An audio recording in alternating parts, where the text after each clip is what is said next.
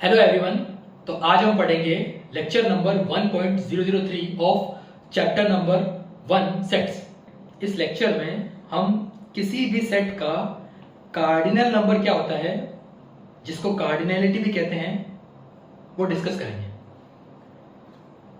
तो किसी भी सेट के कार्डिनल नंबर या फिर कार्डिनैलिटी को रिप्रेजेंट करते हैं इन चार सिंबल से।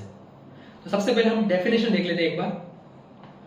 Total number of distinct elements in a set S is called cardinality of the set S. किसी भी सेट S के अंदर डिस्टिंक्ट एलिमेंट्स कितने हैं, उस नंबर को उस सेट की कार्डिनैलिटी या फिर कार्डिनल नंबर कहते हैं। और रिप्रेजेंट कैसे करते हैं? N of S, मतलब number of distinct elements in set S, या फिर C of S, cardinal number या फिर कार्डिनैलिटी ऑफ एस, या फिर ऑर्डर ऑफ एस, या फिर ये मॉड जैसा सिंबल भी होता है। तो ये चार सिंबल होते हैं किसी भी सेट के कार्डिनल नंबर को रिप्रेजेंट करने का। एग्जांपल देखते हैं। अब देखिए, यहां पर आपको ये सेट बिल्डर फॉर्म में दे रखा है।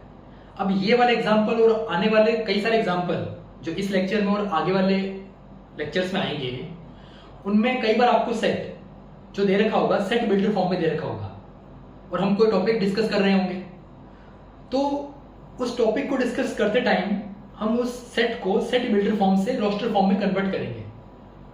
तो यहां पर आपको सेट बिल्डर फॉर्म से रोस्टर फॉर्म में कन्वर्जन के भी खूब सारे एग्जांपल मिल जाएंगे इनडायरेक्टली। तो मुझे इस सेट का कार्डिनल नंबर निकालना है। तो सबसे पहले मैं इसको रोस्टर फॉर्म में लिखना चाहूंगा, ठीक है। तो इन रोस्टर फॉर्म, तो सेट V को मुझे रोस्टर फॉर्म में लिखना है। तो ये फिर से क्या है? Set of all x such that, अब देखते हैं प्रॉपर्टी क्या है। प्रॉपर्टी x की ये है कि ये इंग्लिश अल्फाबेट का एक वोवल है। तो इंग्लिश अल्फाबेट के वोवल्स कौन कौन से होंगे? A, E, I, O, U। तो यहां पर मैंने इस सेट V को सेट बिल्डर फॉर्म से रोस्टर फॉर्म में लिख दिया। अब ध्यान से देखो, इस सेट V के अंदर total number of distinct elements in set V कितना है? देखो तो कितने एलिमेंट है? 5 एलिमेंट्स है। तो 5 डिस्टिंक्ट एलिमेंट्स है।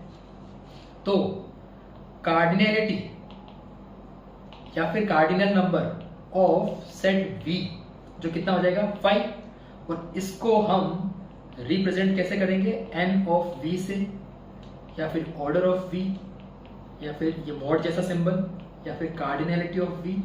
तो ये चारों सिंबल होते हैं। ये कितना आ जाएगा? 5। तो इस सेट के अंदर 5 डिस्टिंक्ट एलिमेंट्स हैं, इसलिए इसकी कार्डिनैलिटी या फिर कार्डिनल नंबर कितना हो गया? 5। ठीक है।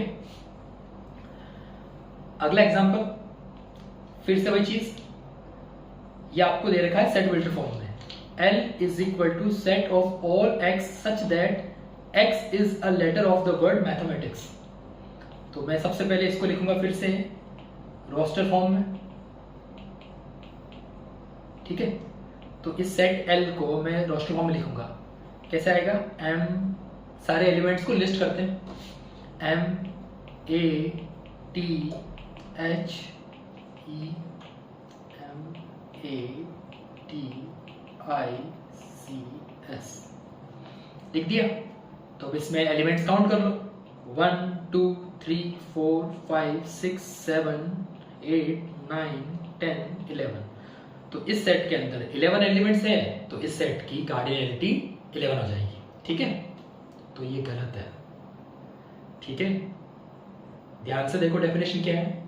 किसी भी सेट के अंदर डिस्टिंक्ट एलिमेंट्स कितने हैं, वो चीज होती है कार्डिनैलिटी। एलिमेंट्स कितने हैं उससे मैटर नहीं करता, डिस्टिंक्ट एलिमेंट्स कितने हैं। और ये जो सेट है रोस्टर फॉर्म में लिखा है, और आपको पता है कि रोस्टर फॉर्म में जो एलिमेंट्स हैं उनका रिपीटेशन अलाउड नहीं होता है। तो जो एलिमेंट्स रिपीट कर रहे हैं उनको दोबारा नहीं लिखना है। तो मैं लिखता हूं MATHE। अब ये वाला M नहीं लिखूंगा क्योंकि आ चुका है। ए भी आ चुका है, टी भी आ चुका है, तो ICS। अब ये जो मैंने रोस्टर फॉर्म में लिखा है सिंप्लीफाई करके, इसमें सारे एलिमेंट्स डिस्टिंक्ट है, ये काउंट कर लो 1 2 3 4 5 6 7 8। तो number of distinct elements in set L कितना आ गया? 8। तो इस सेट की जो कार्डिनैलिटी है n ऑफ L वो कितना हो जाएगा? 8। या फिर ऐसे भी रिप्रेजेंट कर सकते हैं C ऑफ L, या फिर ऐसे।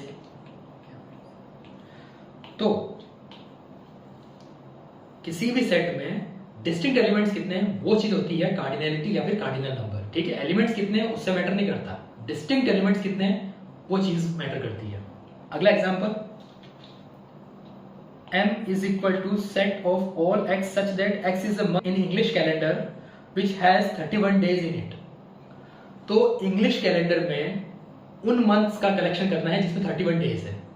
अब आपको ये ट्रिक पता है कि नहीं है? अगर नहीं पता है तो देख लीजिए कि यहां से हम जज कर सकते हैं कि किसी भी मंथ में डेज कितने हैं।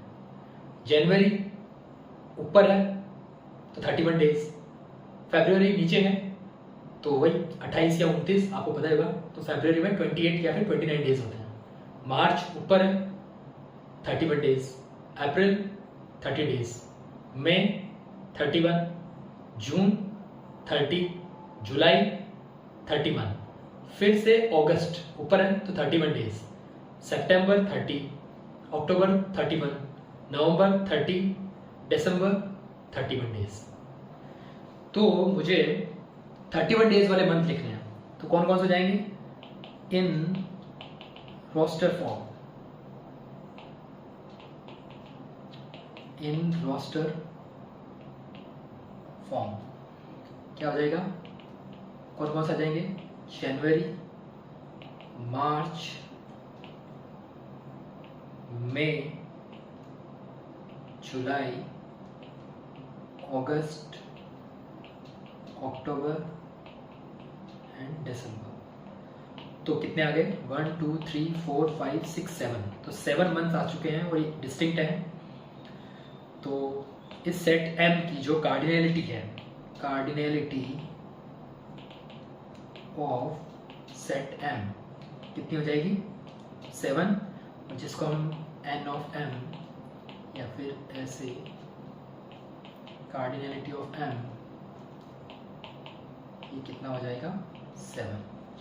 तो इस सेट के अंदर 7 डिस्टिंक्ट एलिमेंट्स हैं, तो इसकी कार्डिनैलिटी कितनी हो गई? 7। ठीक है, तो यही था कार्डिनैलिटी के बारे में। और इसमें जो एक टर्म यूज हुआ है कार्डिनैलिटी, उसका मतलब क्या होता है कि उस समुच्चय के असमान अवयव मतलब डिस्टिंक्ट एलिमेंट्स की संख्या कितनी है, वही चीज की होती है कार्डिनैलिटी।